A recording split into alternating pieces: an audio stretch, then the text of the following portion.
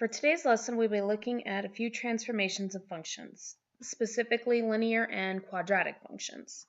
So to begin, you'll need to turn on your calculator and go to the y equals screen. The first function we will look at is y equals x. So we're going to push the x, and to see what this function looks like, we will go to the graph screen. So as you can see, when we graph y equals x, we get a linear function.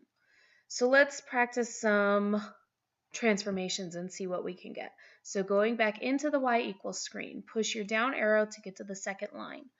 Let's go ahead and look at what the graph of x plus 5 looks like. We push graph again, and we still have our original y equals x line, but now we have a second line that is very similar. It is just shifted up by 5 units. So going back into our y equals screen again, if we want to look at a different transformation. So we saw y equals x plus 5 shifted up, so let's look at y equals x minus 5. When we graph that, our original y equals x shows up, along with a new line that is now 5 units below the original y equals x. One other transformation I would like to look at with a linear is what happens when we push this in as a negative x. And when we graph that, our original y equals x and our y equals negative x is still a linear line. It's just got an opposite slope. When we continue, we can look at a y equals negative x plus 5, and the same thing is going to happen. We are going to have it shifted up 5 units and with an opposite slope.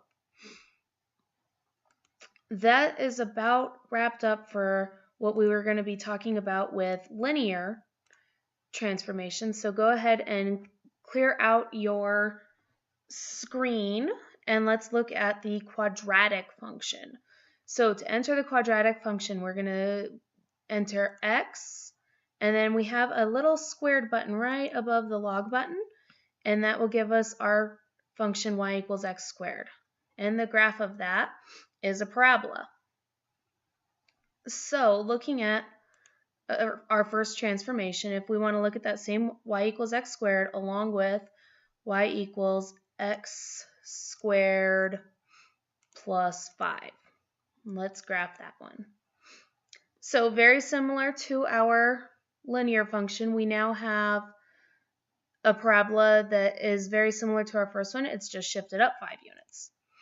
So again, if we change that plus to a minus sign and we graph again, we'll have our original parabola along with another parabola shifted down by 5 units. When we're looking at these parabolas, though, we have another option that we can do. We can now shift in a parentheses and we can say x plus 5. And then we can square the entire thing. So when we look at that, we get our original parabola, and we now get a parabola that has been shifted to the left by 5 units. When we change that plus to a minus sign, oops, it's x minus 5 squared, and we graph that, we will have a parabola shifted to the right by 5 units. And again, we should have a very similar feature when we do our negative x squared as well. Oops, daisies, I clicked the wrong function. So let's go ahead and clear that out. When I do negative x squared and we graph, we get a parabola that is just flipped upside down and opening downward now. And again, when we shift by adding 5 on here, it should shift up by 5 units. And you can see that it does.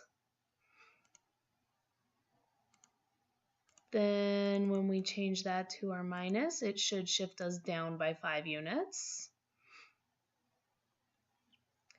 And our last transformations are inside the parentheses. So we're going to put the negative on the outside of the parentheses, and we'll say x plus 5, and then we'll square the entire set of parentheses, and we will graph. And we again get a shift 5 units to the left and flipped upside down. And our final transformation, we're going to change this to a minus sign, graph again, and we get a parabola shifted to the right 5 units and opening downward.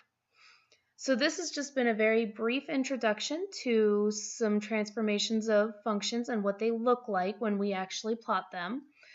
For our next lesson, we will be going into how to write these equations and how to recognize exactly what these equations mean without having the visual right in front of us. Thank you.